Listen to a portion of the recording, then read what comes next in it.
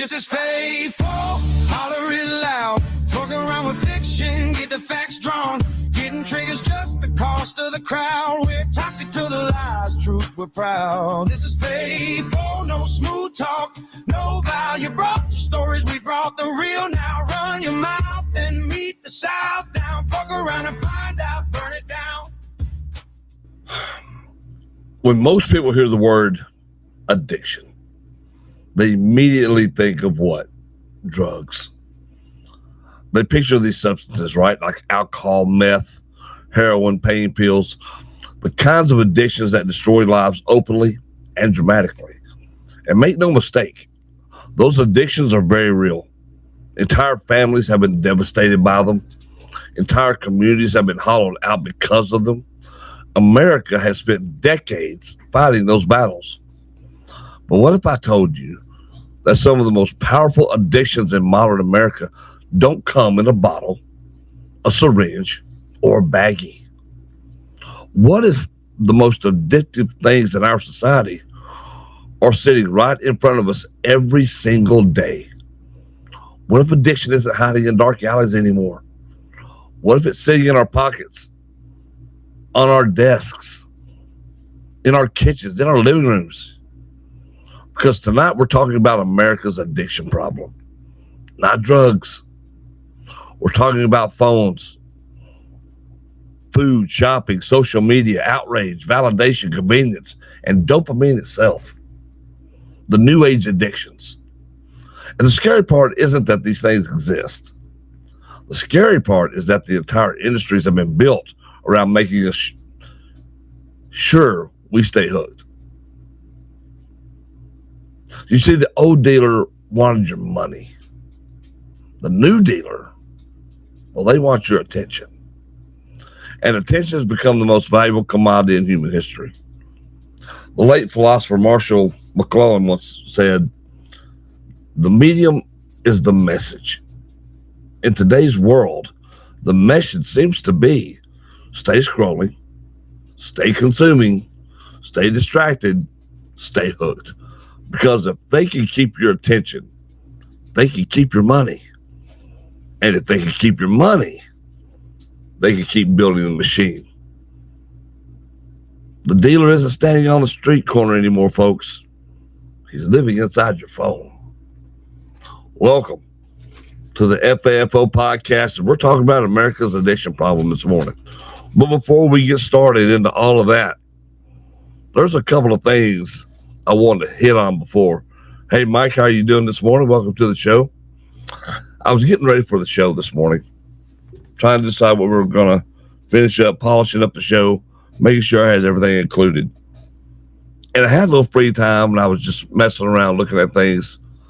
And I came across this one story that was, I got to say, disturbing, and I think speaks to this huge mental health problem in America.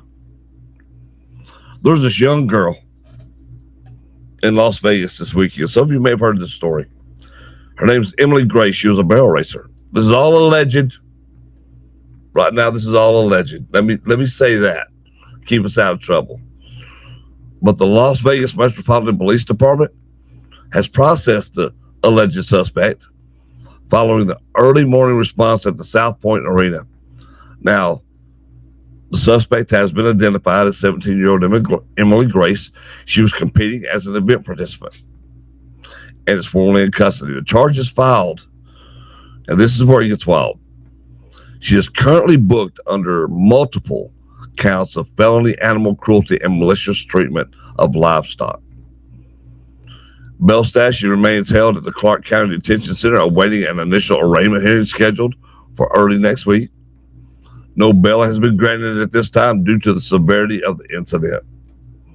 Now, I know you're waiting on what is the incident. Well, the incident was basically this. And then I'll get back to the official release statement. The 17-year-old girl who's a barrel racer and a trainer stabbed three other she stabbed three other horses that were competing in this event. One of them, which had won one of the events the day before and was a really high-end horse, right? So she stabs these horses in the middle of the night. I think the call came in around 2:05 from one report I heard in the morning. Of course, there's cameras everywhere, and that led her back to her hotel where she was promptly arrested. Again, 17 years old. So the three affected animals were Saul Good, nicknamed Sully. This is Haley Cramble's championship gelding, which is he's out of immediate danger.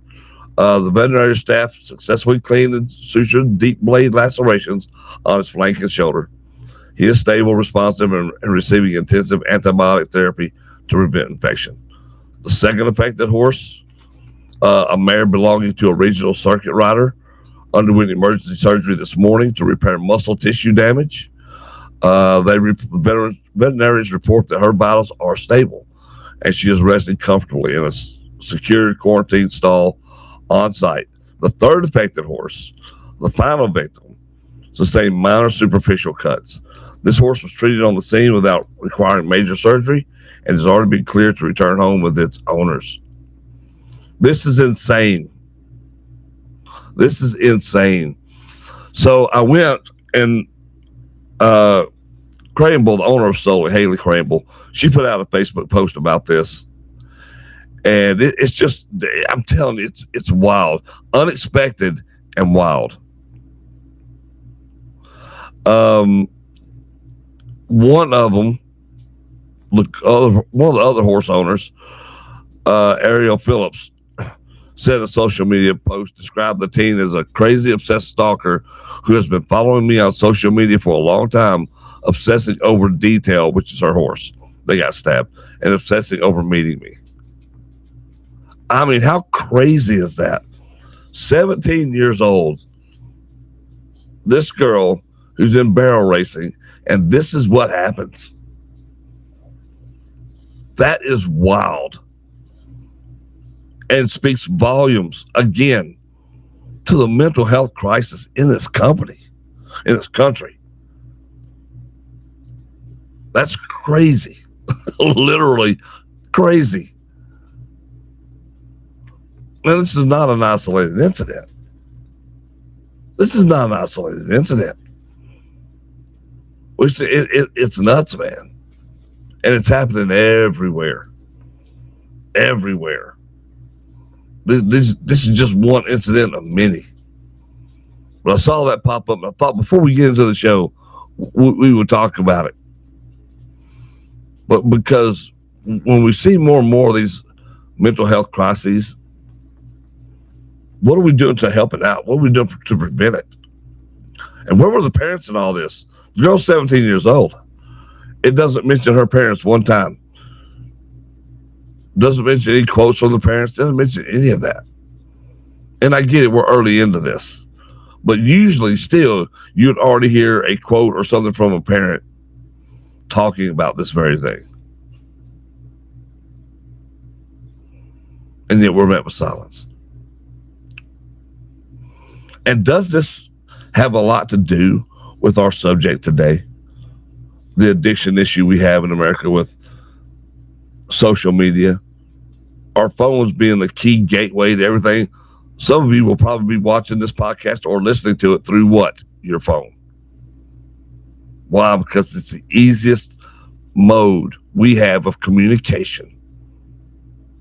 It's quick, it's simple, easy to carry around.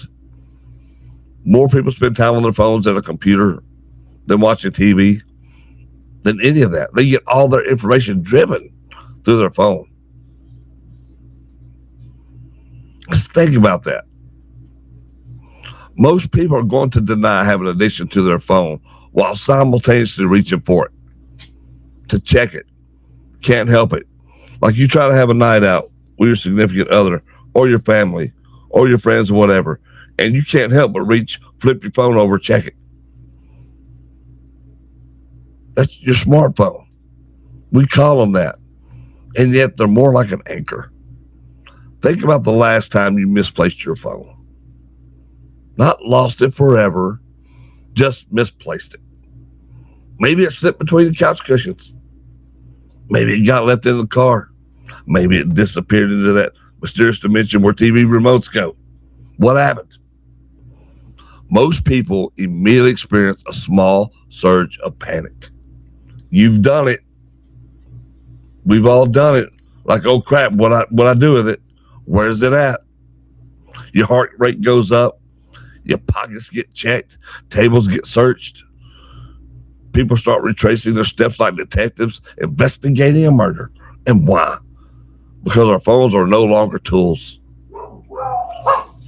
They become extensions of ourselves. They hold our photos, our messages, our schedules, our navigation, our entertainment, our banking, our memories. And you know what's sad is when you're looking for them, you've torn up everything, it's been in your hand the whole time. It's happened. It's happened to quite a number of people.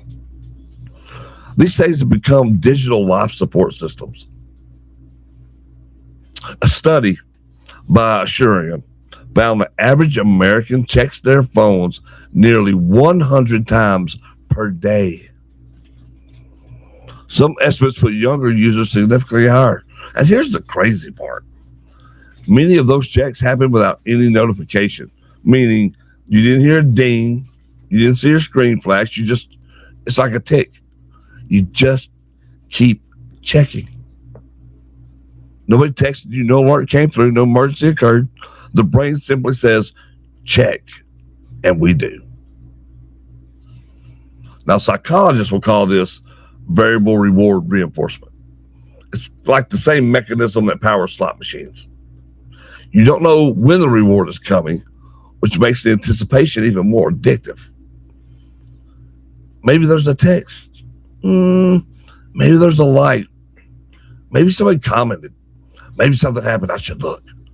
That maybe keeps us pulling the lever again and again and again. You know, one of the most telling moments came when filmmaker and author Simon Sinek discussed what he was seeing among younger generations entering the workforce. He described employees suffering genuine anxiety when separated from their phones and social media for even short periods of time. Whether people agree with all of his conclusions or not, his observation sparked a national conversation because it resonated with so many people who recognize the behavior in themselves and their families.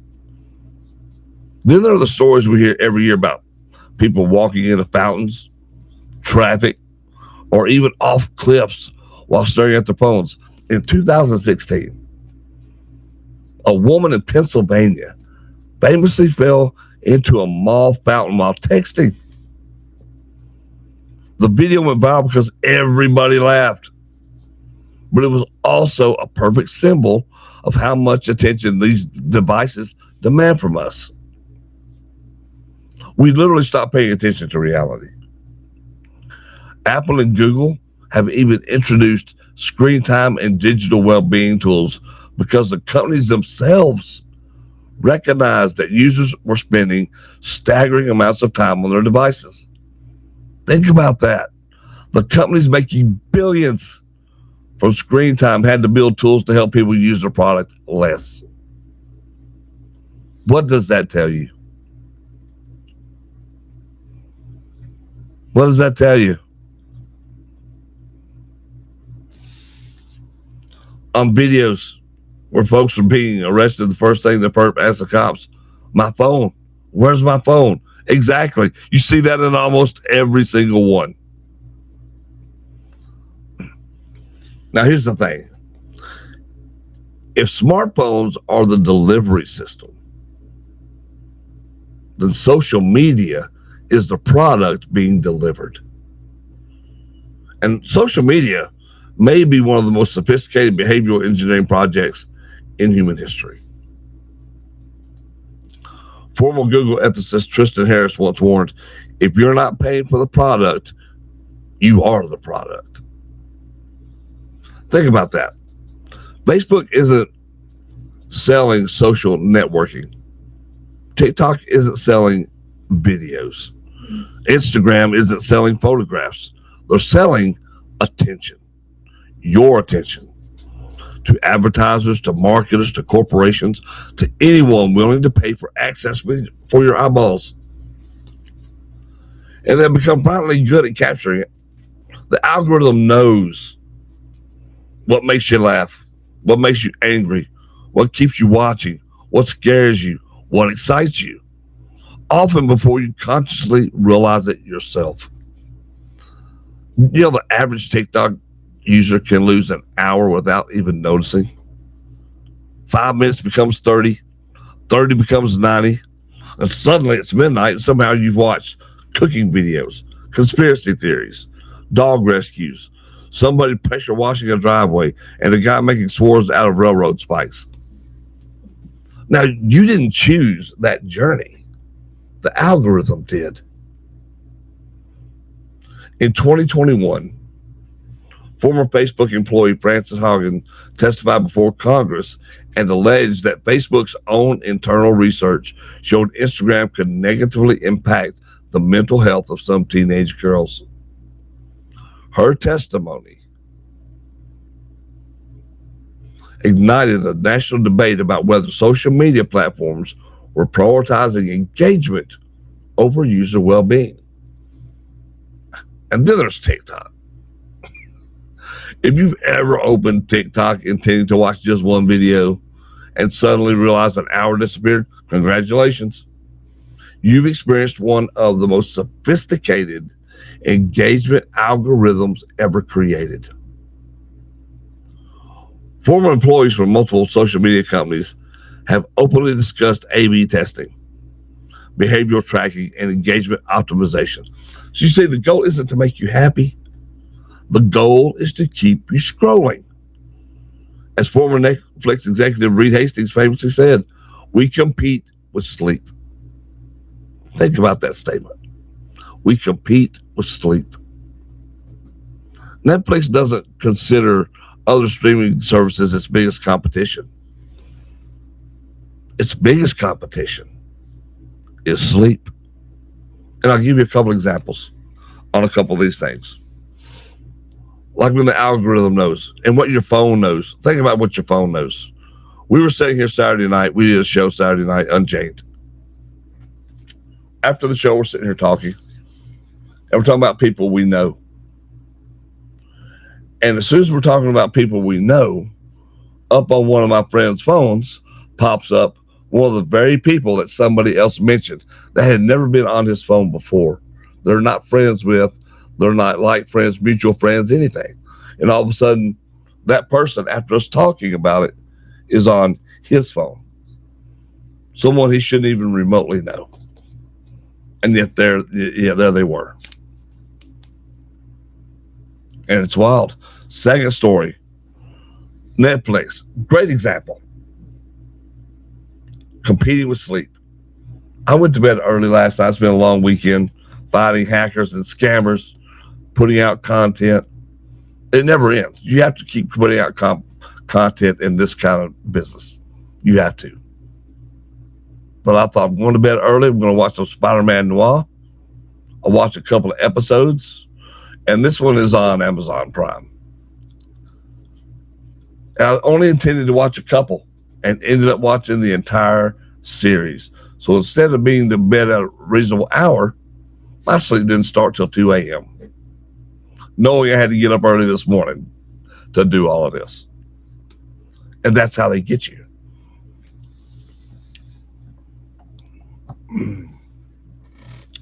Las Vegas wishes that people love slot machines as much as they love TikTok. Imagine that. If Las Vegas wanted to reinvent itself and rejuvenate itself, figure out a way to make your slot machines a lot like TikTok. Cross-brand that. Collaborate with that. All right, let's move on to something even more personal, because this one affects 99.5% of all of us. Food. America's food addiction. There's a reason we're the most obese country on the planet. We love our food. We do. Because unlike drugs, food represents what? A unique challenge. Yeah. You can't quit.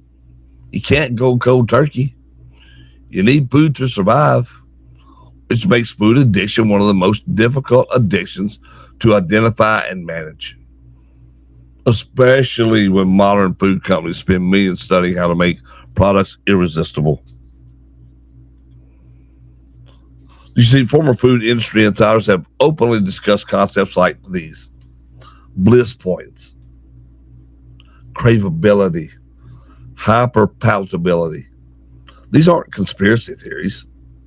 They're actual marketing and food design concepts. Scientists literally study combinations of sugar, salt, fat. Why? To maximize your cravings. And what's the result of all of this? People often eat long after hunger has disappeared. It's not because they're weak, because they're being engineered towards consumption. Michael Moss, he's the author of a book called Salt Sugar Fast, famously wrote, "The processed food industry has become extraordinarily skilled at getting us to crave." I mean, walk through a grocery store today.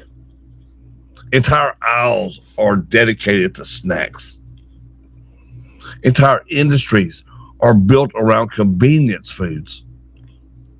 And many people consume more calories before lunch than previous generations did in an entire day. Think about that. I mean, one of the most famous examples of that comes from the soft drink industry. For decades, companies have invested enormous resources into understanding exactly how sweet a beverage should be to maximize consumption. Researchers call this the bliss point. Former food industry consultant Howard Moskowitz became famous for helping companies identify ideal combinations of sugar, salt, and fat. And that is to maximize customer satisfaction and repeat purchases. It keeps us on the hook. Now look at your proportion sizes. All right. In the 1950s, a typical soda at many restaurants was around 6 to 8 ounces. Today, a large soft drink can exceed 40 ounces. What used to be considered multiple servings has become normal. And every year, Americans spend billions on weight loss products while simultaneously living in a culture designed to encourage overeating. That's not a moral failure. That's a system creating mixed signals. Think about your food. We talk about a lot about how food tastes different these days. Like it doesn't taste like it did when we were kids. Why is that? Because they've changed everything about the food we loved. And not saying that food we loved back then was much better healthily, but it's all designed for what? Shelf life. That's the one thing we haven't talked about. Why? Because that shelf life means less expense to the creator of the food, longer it sits in front of the consumer, and more opportunity they have to buy. I get Cokes. I love Mexican Cokes. Why? Because they're made with real sugar, not fructose corn syrup. The taste is completely different. You'll have some people say, I can't taste the difference. I can. Same thing about Twinkies. Remember Twinkies? For those of you my age and older, you remember how great a Twinkie used to taste? Like Twinkies were tremendous. We love Twinkies. Twinkies were so good. They tasted so good. Now, it's just like blah. And that's with a lot of the things we consume these days. But the addictions don't stop there. What about shopping? Shopping has been turned into entertainment now. And as someone who has sold on TikTok and eBay, I can tell you it is something truly amazing because people get addicted to it. They get addicted to the ease. How easy is it to hop on Amazon, to hop on Walmart's site and go, hey, I can just order it here and they can deliver it to me. And I can sit here with my food, with my snacks, with my drink, with my phone and do it all right here from home. Think about this. Once upon a time, shopping actually solved problems. Now, shopping just solves boredom or loneliness or stress or anxiety. Online shopping transformed consumption into entertainment. The anticipation, and y'all know this, you've experienced it, right? The anticipation of a package arriving. That creates a huge, genuine dopamine response. People get excited. They track shipping updates. They refresh delivery pages. They wait for the notification. Then the package arrives. The excitement lasts 5 minutes. And suddenly they're shopping again. Jeff Bezos didn't just build a retail company. He built a dopamine delivery service. Because the modern consumer often isn't buying products, they're buying feelings. They're buying hope, novelty, excitement, escape. And just like every other dopamine hit, the effect fades quickly. Which means what? It means it's time for another purchase. Amazon Prime Day is one of the greatest examples of this phenomenon because people often buy items they never planned on purchasing simply because they're on sale. The excitement isn't always about the product itself. It's about the hunt. Imagine that. How many times, especially with single people, this is a true statement, they're more excited about the chase than the relationship. They're more excited about, hey, I just want to see if I can, than what happens when they get it. And psychologists have long observed that anticipation often creates a strong dopamine response bigger than possession. That's why tracking packages can become strangely exciting. Many people joke about the Amazon truck delivering happiness. There's even a smile as its logo. And the joke works because there's truth behind it. Entire social media companies now exist around unboxing videos, shopping hauls. We have some retail therapy going on, these impulse buys, these unique items you can get, and you can only get them right here for this amount of time. And right now at this deal. The purchase isn't the entertainment. The process is.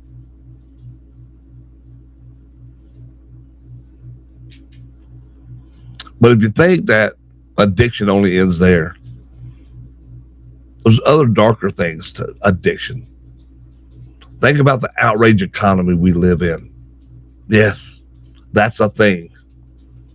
And it may be the most dangerous addiction of all because we see it playing around us every day.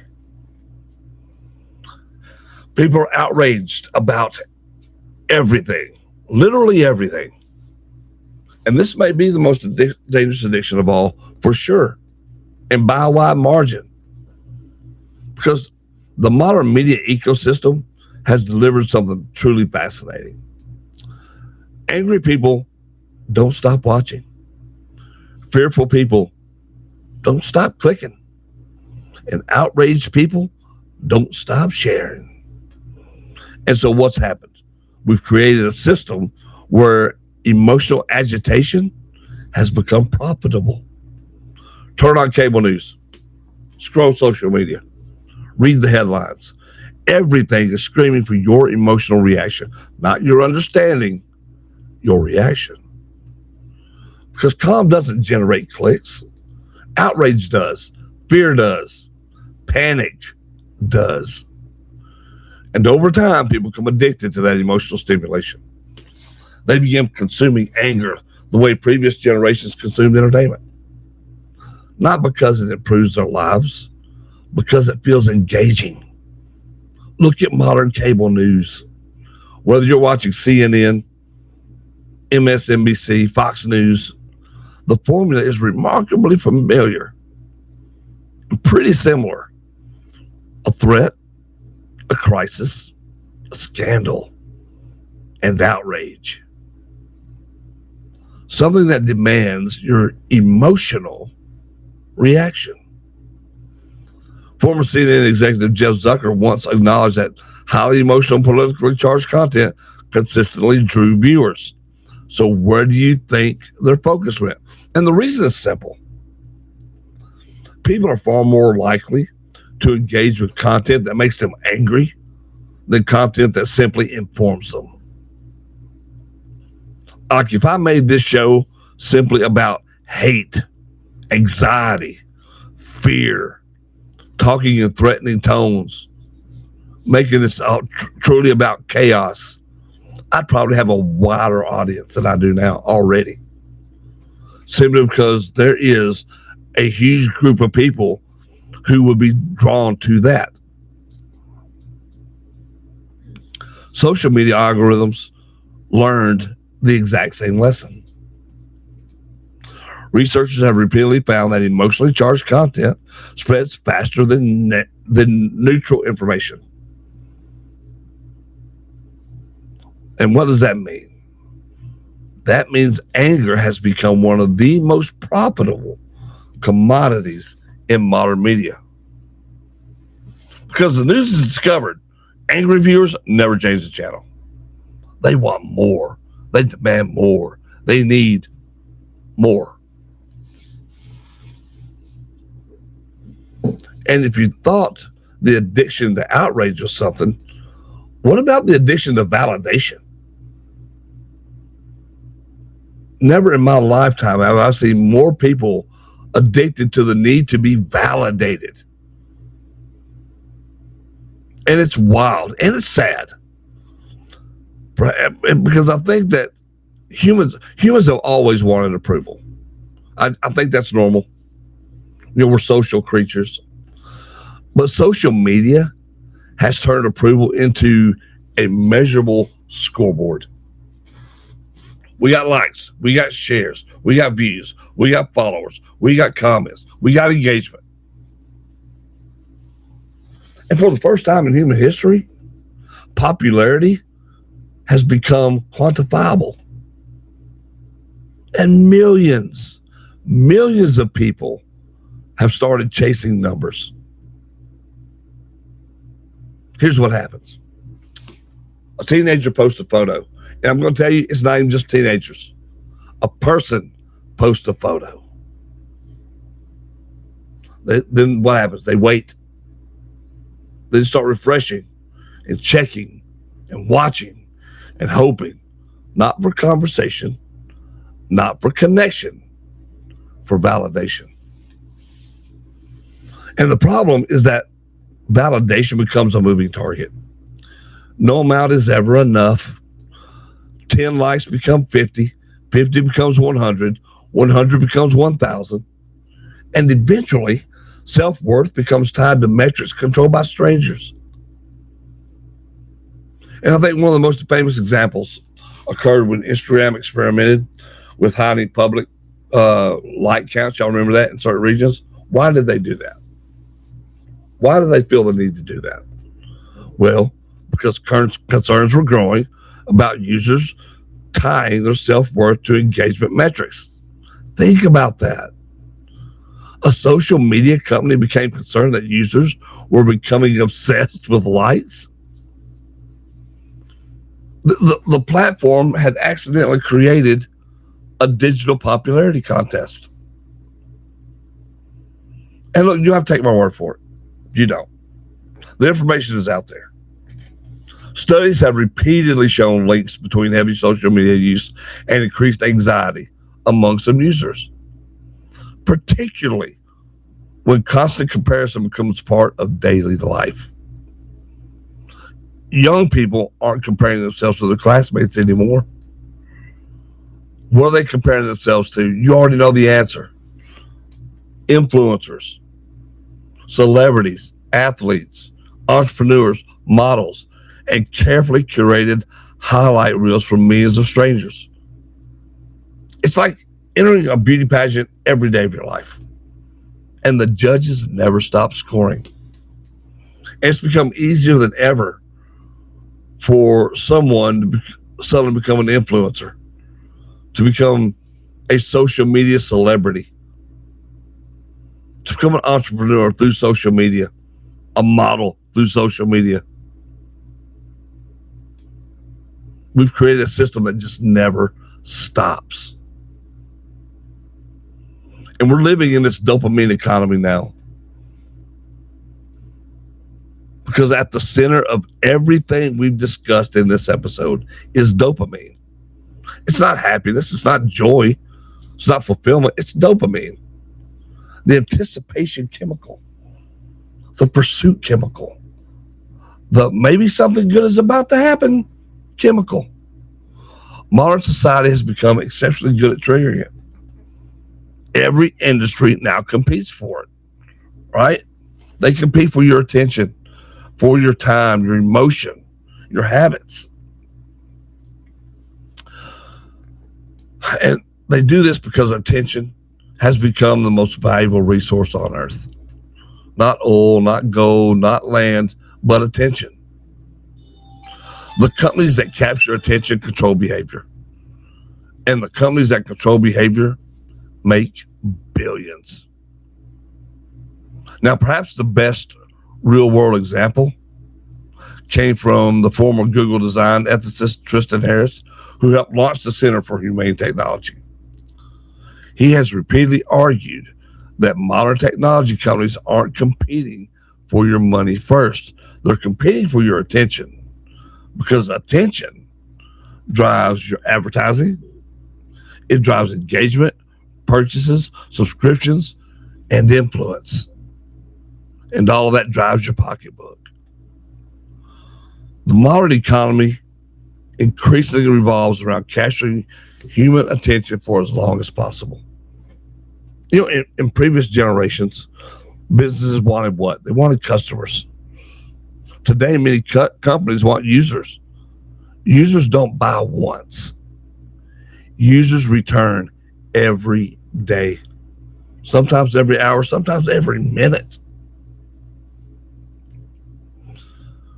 And here's the truth. The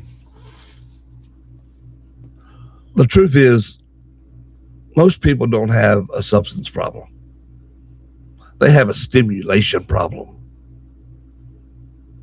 We've built a world where everything is designed to keep us engaged, scrolling, watching, buying, eating, reacting, consuming. And look, while none of these things are inherently bad, they become dangerous when they replace the things that actually make life meaningful. Connection, purpose, achievement, family, friendships, community. We shut those things off. They become bad. It becomes bad. And I understand stimulation feels good, but fulfillment, that lasts longer. And maybe that's the real FAFO lesson tonight.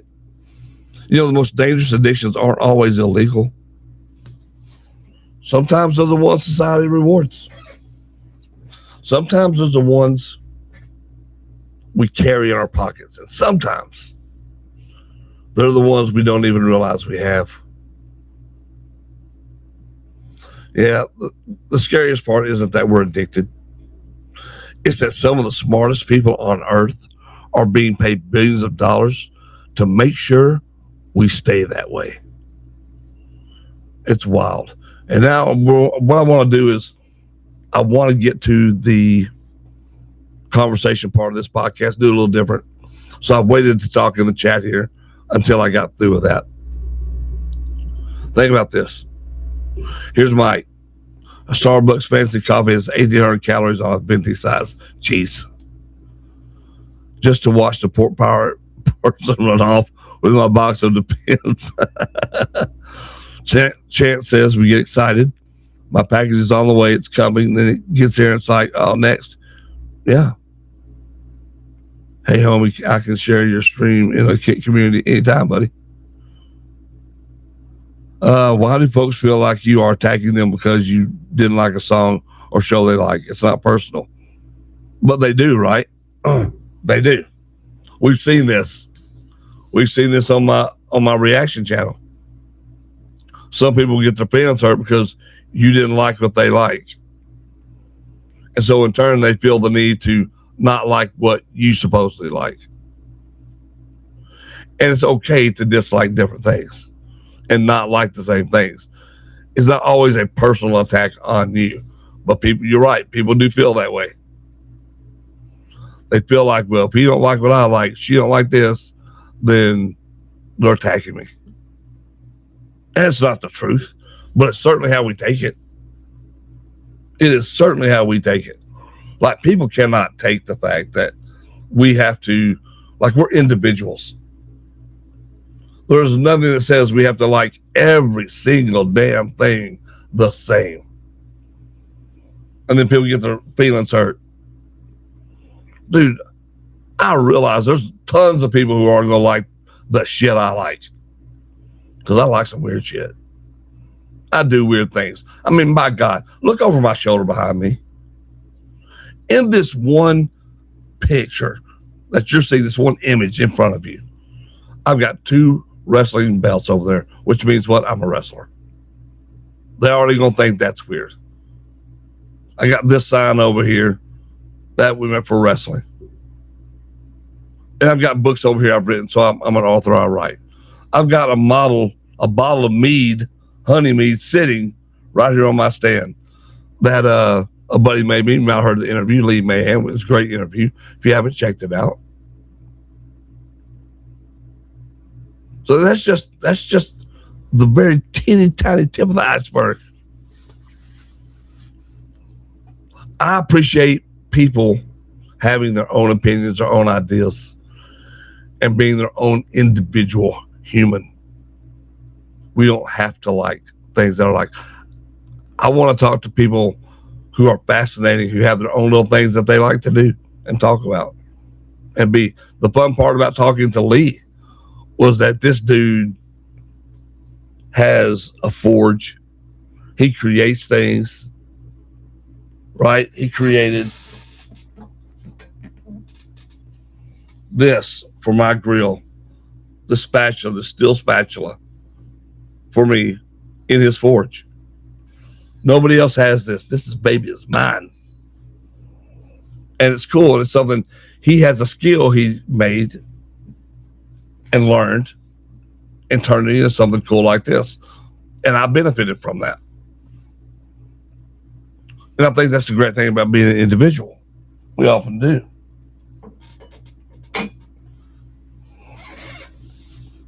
So there's nothing wrong with being an individual.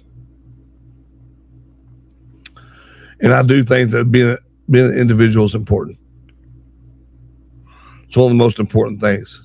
It makes this life interesting. If we were all the same, this world would be boring. So boring. It's unbelievable.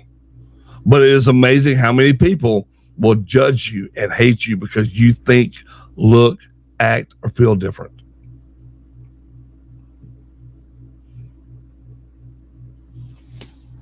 It's what it is. It's how people are. And so you try to deal with it. All right, guys and gals, I appreciate y'all tuning in this morning to yet another episode of the FAFO podcast. Talking about different things, different days. I've already got a great episode lined up for tomorrow. Should be a lot of fun. If you would like to be interviewed for the FAFO podcast, you don't have to be live in the studio. I can set it up for we will do a stream. All I gotta do is hit you up, and we can have that conversation. Are you a music lover? Want to talk music? Are you a writer? You like the spooky spooks? The creepy creeps? We can talk about that. Do you like to knit or weave? We can talk about all of it. I just want to talk to people because I think people are fascinating. And I think we all at some point or another have FAFO'd. And I think at some point or another, we've all had to FAFO somebody. And I just think that's life. So if you want to be part of the show, hit me up. It's real easy to do. Send me an email. hit us up on stream. However you want to do it, I'll reach out to you and we'll get it done. Because you are listening to the Fuck Around and Find Out podcast. Facts, truth, no BS. Let's effing go.